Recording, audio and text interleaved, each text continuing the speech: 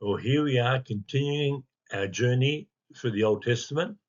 We've walked through the 5 books of Moses, then Joshua, who led the people into and conquered and divided up the land of Israel, the promised land. And then after Joshua's generation, the period of Judges, which we saw last week, was just a total catastrophe. Now we get to the next book, 1 Samuel, and it's the beginning of a whole new period for Israel because Samuel was a very, very significant person in Israel's history. He was the last of the judges, ushering the way into setting up a kingdom. So let's see the story. So we'll start with the story of Samuel, King Saul, then King David. So I encourage you to look up this Bible Project video. I'm not going to do it now as part of this PowerPoint presentation, but great overview of the book. The book starts with a lady called Hannah. Now, she was one of 2 wives of a man who deeply loved her, but they were totally unable to have children, and it really broke her heart. So she goes to the temple and begs God. She's praying earnestly for God to grant her a son. Now, we read from 1 Samuel chapter 1, Hannah was in deep anguish, crying bitterly as she prayed to the Lord.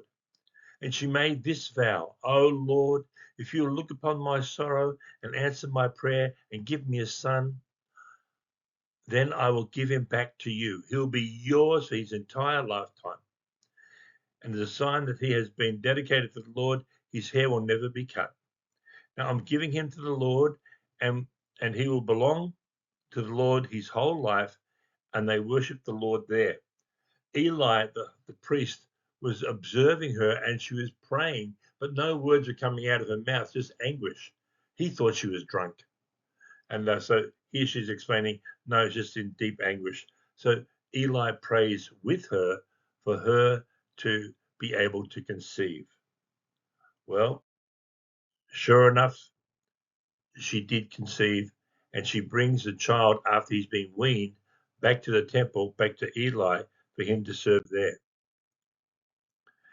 What a sacrifice for her to give up her son and give him back to the Lord. Well, I call this slide, You Can't Outgive God. Before they returned home, Eli would bless Elkanah and his wife and say, May the Lord give you other children to take the place of this one she gave to the Lord. And the Lord blessed Hannah, and she conceived and gave birth to 3 sons and 2 daughters.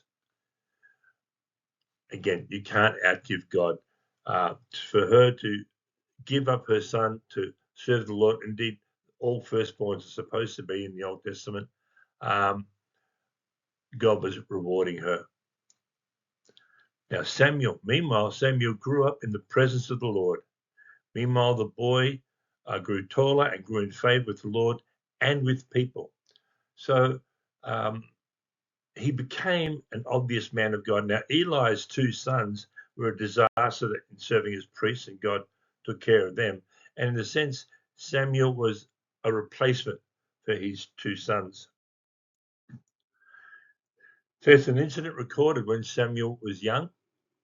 Samuel was sleeping in the tabernacle. Suddenly the Lord called out, Samuel. Yes, Samuel replied. What is it? He got up and ran to Eli. Here I am. Did you call me? This happened 3 times. Then Eli realized it was the Lord who was calling the boy. So he said to Samuel, Go and lie down again, and if someone calls again, say, Speak, Lord, your servant is listening. So Samuel went back to bed, and the Lord called out as before, Samuel, Samuel. And Samuel replied, Speak, your servant is listening. What a wonderful picture for what our attitude should be. When you come to the Lord, now for me, I have my cup of coffee first, and then I sit there with my Bible and I say, Speak, Lord, for your servant is listening. I want to hear your voice, what you have to say to me through your word. Make me receptive. That's a wonderful little example of a heart attitude for quiet time. Well, Samuel grew up and the Lord was with him. And everything Samuel said proved to be reliable. So he was developing quite a reputation, wasn't he? And all Israel from Dan in the north to Beersheba in the south knew that Samuel was confirmed as a prophet of the Lord. The Lord continued to appear in Shiloh and gave messages to Samuel in the tabernacle. So this young boy was growing up to become a man of God, and everybody knew it. Now, in chapter 12, a lot happens in this chapter. The people of Israel are saying, we want a king. And Samuel was very angry and disappointed because he said, God is your king. What are you doing? No, we want a king.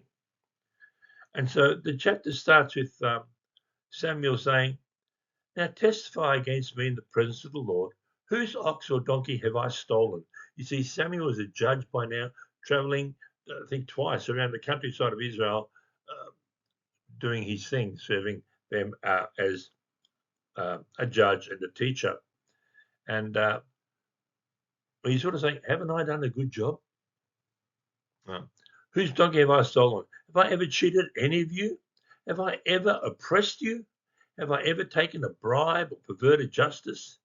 Tell me and I'll make it right, whatever I've done wrong. And the people, of course, say, no, they replied, you've never cheated or oppressed us. You've never taken even a single bribe. He had such integrity and everybody knew it. So Samuel declared, well, my hands are clean. I've done my best for you. I've done everything. You've had no complaints, and yet you're complaining. Yes, you'll have a king, but I tell you, these kings in future will not be treating you with such integrity. They'll come at a price. Taxes will be high. They'll take your kids into service, to look after their flocks and build their buildings. It's going to cost you. Enter taxes. Okay, so here's Samuel saying, well, my hands are clean. And God willing, every man of God and woman of God should be able to say, I've served you with a clear conscience and in integrity. So the people want a king. And God says to them, it's okay, Samuel, tell them they can have their king, but on this condition. Now, if you fear the Lord and worship the Lord and listen to his voice, and if you do not rebel against the Lord's commandments, then if both you and your king will follow the Lord your God, it will be well. If your king follows me and you follow me, I will bless you. But if you rebel against the Lord's commands and refuse to listen to him, then his hand will be as heavy upon you as it was upon your ancestors. Here's the promise. And in the sense that nothing's changed, God is still in control. He is still meant to be there, the number one in their affections and their worship and their obedience.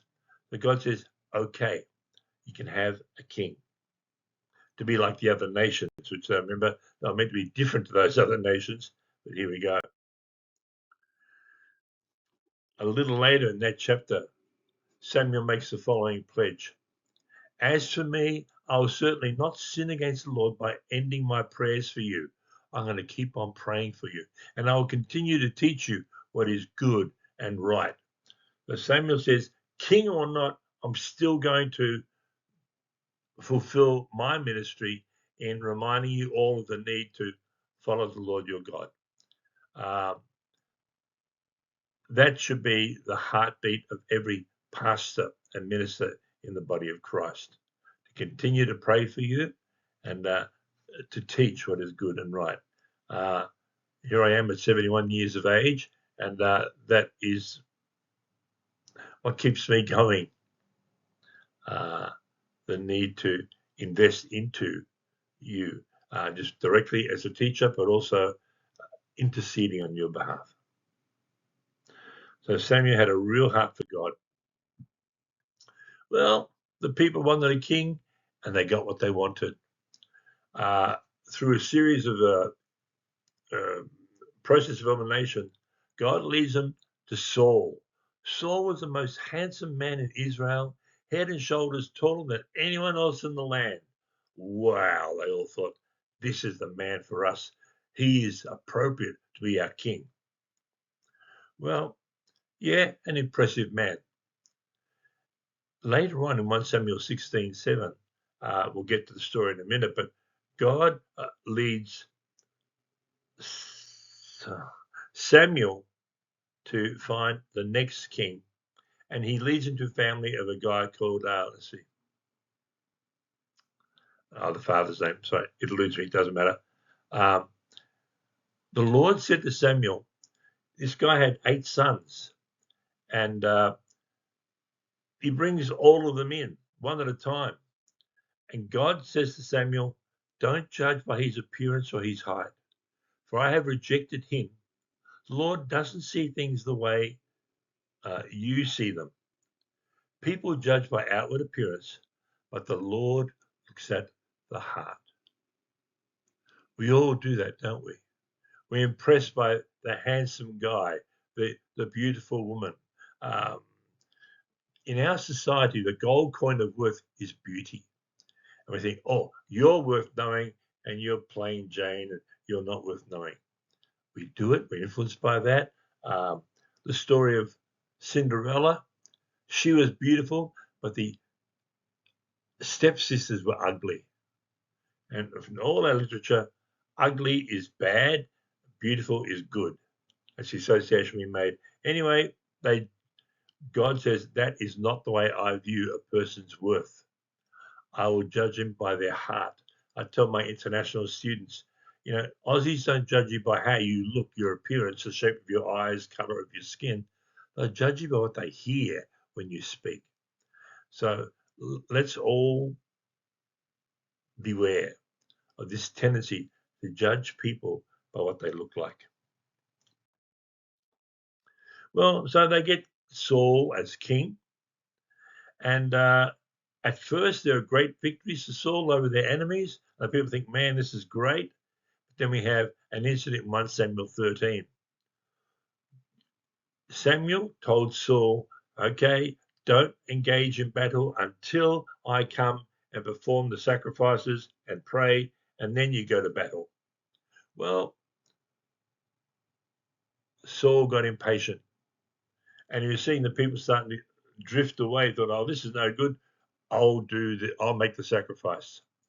So he says, when Samuel comes, so I felt compelled to offer the burnt offering myself before you came. How foolish, Samuel exclaimed. You have not kept the command of the Lord your God. Had you kept it, the Lord would have established your kingdom over Israel forever. But now your kingdom must end. The Lord has sought after a man after his own heart, because you have not kept the Lord's command. He disobeyed. Samuel had told him to wait. Saul didn't, and he presumptuously offers the sacrifice, and Samuel declares judgment. That was the first time Saul blew it in a big way. He does it again. 2 chapters later, they're fighting against the Amalekites. Now, here's what God told them to do. Now go and completely destroy the entire Amalekite nation. But Saul and his men spared King Agag's life and kept the best of the sheep and goats, the cattle, the fat calves, and the lambs. Everything, in fact, that appealed to them. They destroyed only what was worthless or of poor quality. Had he obeyed? No. When Samuel finally found him, Saul greeted him cheerfully. May the Lord bless you, he said to him. I have carried out the Lord's command. Now, I haven't got the text on the screen, but Samuel says, if you carried out the Lord's command, what's all this bleating of sheep that I can hear in the background? They're meant to have been sacrificed to the Lord. And in a sense, it's a cynical dig at what you're saying, man, is like, bah, rubbish. It's true, Saul admits, that the army spared the best of the sheep, goats, cattle, Saul admitted. What's he doing? Well, it wasn't me. They did it. And the usual response when confronted by sin is we deflect. when God approached Adam in the garden. Oh, it was the woman. The woman said, oh, it was the serpent. Deflect blame is the usual response to being confronted by our sin. The conversation goes on. Why haven't you obeyed the Lord? Why did you rush for the plunder and do what was evil in the Lord's sight? But I did obey the Lord, Saul insisted. This is that character defect that is talked about in that video, which I hope you've watched by now. I didn't. I brought back King Agag, but I destroyed everyone else. Then, here we go again, my troops brought in the best of the sheep, goats, cattle, and plunder to sacrifice to the Lord your God in Gilgal. Yeah, not my fault. Them. I wrote here at the bottom of the screen, when does a boy become a man?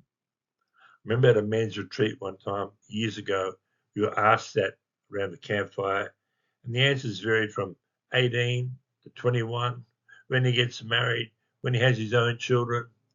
And my answer was, when he can accept responsibility for his own mistakes. That's when a boy becomes a man. And that's what Saul was not doing here, not accepting responsibility for his own mistakes. Then Saul admitted to Samuel, yes, I've sinned. At last, he admits it. I've disobeyed your instructions and the Lord's command. Why? For I was afraid of the people and did what they demanded. But Saul replied, since you have rejected the Lord's command, he has rejected you as king of Israel. Do you fear God or fear man?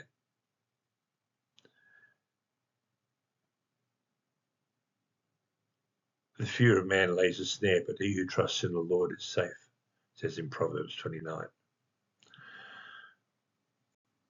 Brothers, sisters, if we are to be servants of God, we are to fear him, obey him, no matter what people might say. So Samuel said to him, the Lord has torn the kingdom away from you today, because King Saul reached out and grabbed Samuel's robe to stop him from leaving, and it ripped. And that's why he's saying, the Lord has torn the kingdom of Israel away from you today and has given it to someone else, one who is better than you. So here we go. So God leads him to go to Jesse. I couldn't think of his name before. In the same way, all 7 of Jesse's sons were presented to Samuel. God said, go to Jesse's place, one of his boys. I'll make him the next king. So the 7 older brothers walked through, quite impressive guys. But Samuel said to Jesse, the Lord has not chosen any of these. Do you have anyone else? Oh, yeah, our little younger son, he's out looking after sheep. So they bring in David. And not a very, he's a good-looking young boy, but he's still just a young boy. So here we're introduced to David, and Samuel secretly anoints David, you'll be the next king. Well, an incident comes up, the next fight, 1 Samuel 17, I think it is, when the army of Philistines confronts the army of Israel. They have one big bloke come out and say, here I am, rather than all of us fight and kill each other, you send out your best man, and whoever wins between me and him, they're the nation that will win. And for 40 days, daily, he came out and he mocks the Israelites, and they're all scared to death of him, and they stand there, afraid. Now, I've got a question for you.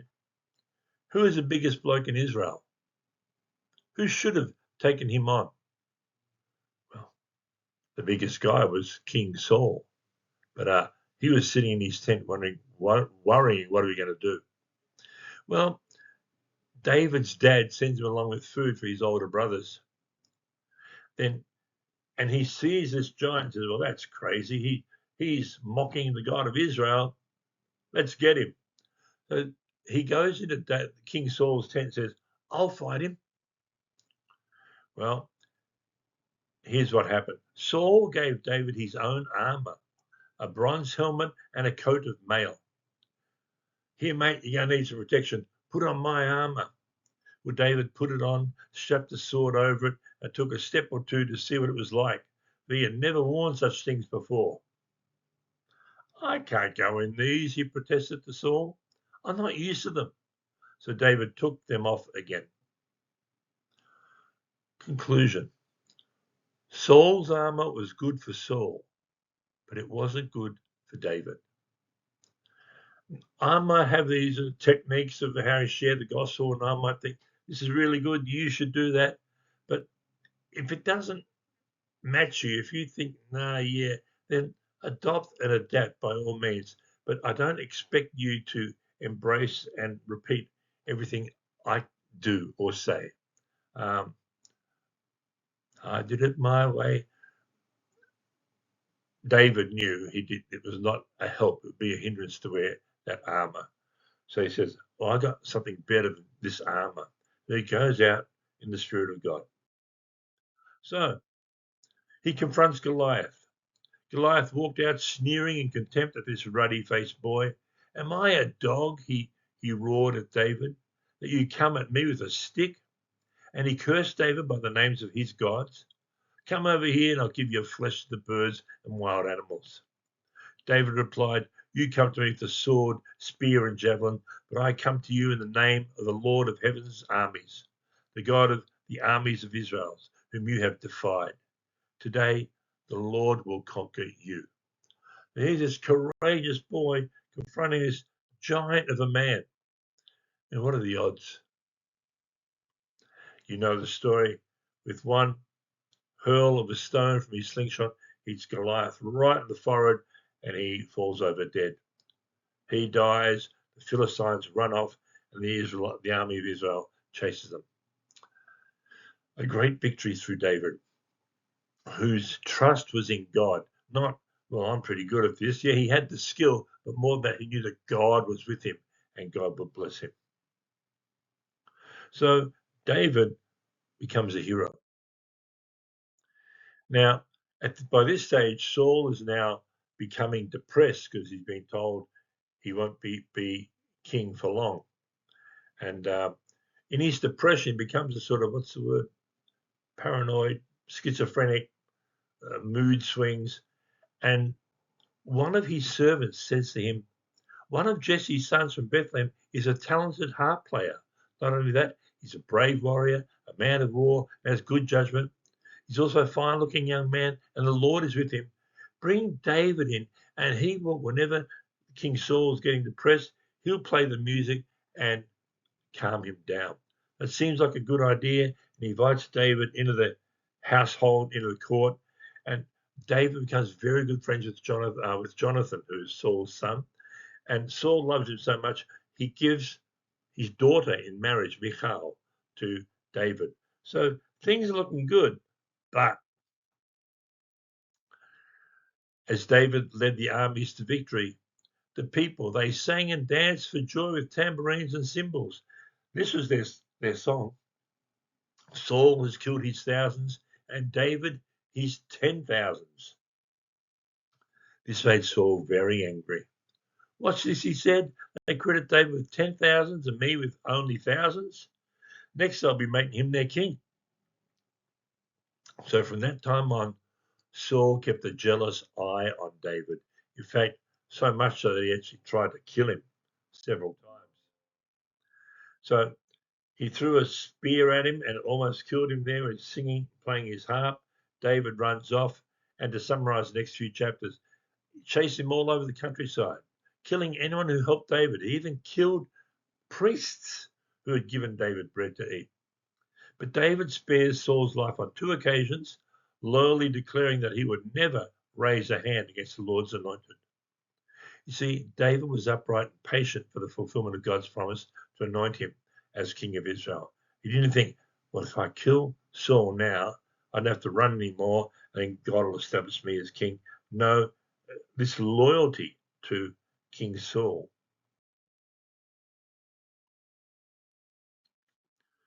Well, the final chapter, Saul leads his army to battle. The fighting grew very fierce around Saul, and the Philistine archers caught up with him and wounded him severely.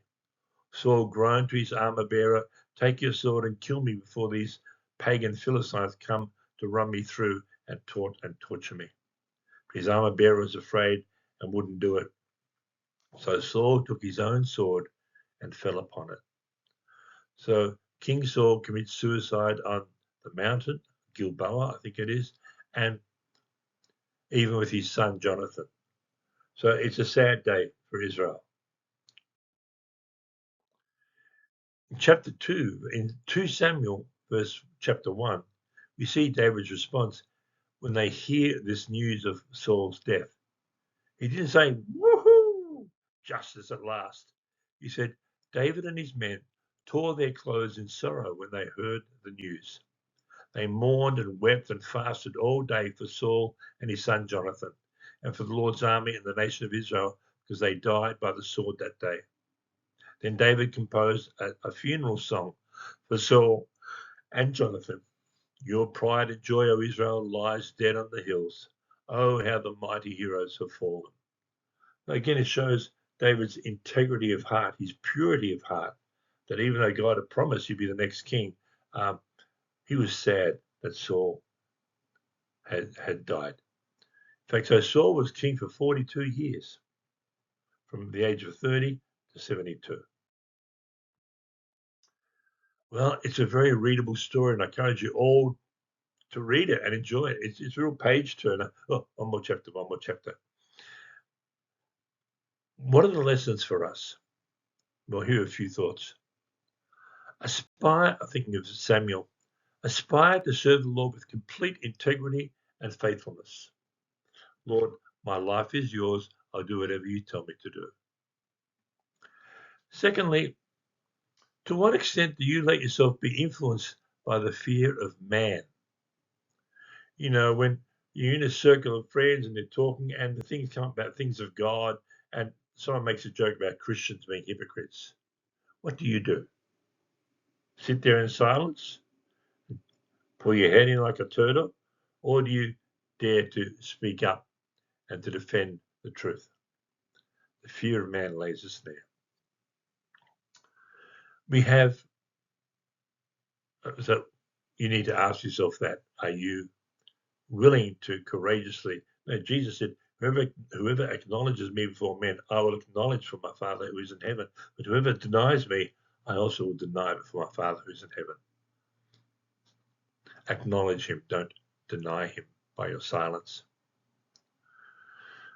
An expression that Samuel shared with Saul, to obey is better than sacrifice. You know, he's going to sacrifice his animals to God. No, you should have just obeyed, mate. Do you content yourself with partial obedience? Do we say near enough is good enough too easily? If God has given you something to do it with all your might and do it until it's finished. I'm sure Mia would wish that I'd learnt this lesson. You know, I say I'll tidy up the kitchen more. You know, I emptied the sink, I'll load up the dishwasher. There are a few things here and there, but I'll pause. No, let it ring. Sorry, it's my phone. Near enough is good enough. No, it really only serves me when I finish the job. You know, I want more. When challenged or confronted by a brother or a sister, do you react or respond? Yes, Samuel came and pointed out Saul's obvious sin. His response was denial, blame others, no, you're wrong, what do you mean? And it made me think of Proverbs chapter 9, verse 8. So don't bother correcting mockers, they will only hate you. But correct the wise, and they will love you. Brothers, sisters, if a brother or a sister cares enough to confront you about something you're doing or not doing, do you react? How dare you? and defend yourself, or do you listen and say, well, thank you for that. I'll pray about that. Thank you very much. Now, I've memorized that verse, and my title is Correction. Always accept, selectively give. If someone has a reputation of being a hothead, then that's not the kind of person you want to confront. Why bother? Nothing good will come of it. So I encourage you to be open to correction. That's how we learn from one another. And finally, to what extent do you judge others by their outward appearance?